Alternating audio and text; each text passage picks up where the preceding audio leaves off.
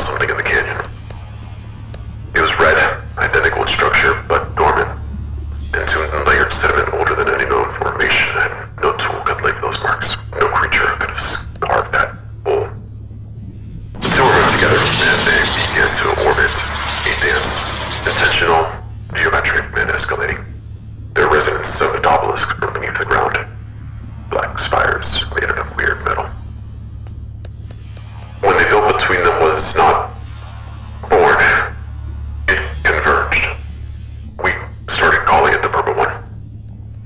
It didn't arrive, it simply was. It stained the space around it, and cameras saw it from angles no land could achieve, and its pulse, it didn't echo outward, it echoed inward.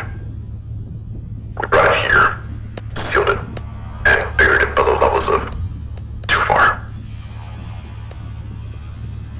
And then, those who got too close to the cube, they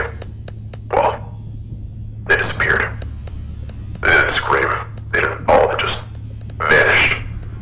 And then, randomly, between minutes, hours, days, they reappeared and awoke. They remembered things from before they were born. Glyphs were formed in the cube's surface, and some matched-old scriptures long dismissed as hoaxes. One symbol was found across all of them, an eye pierced by an arrow inside of a spiral.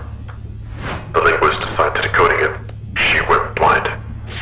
She said she saw too much of the below in a single moment. The realm with no sky.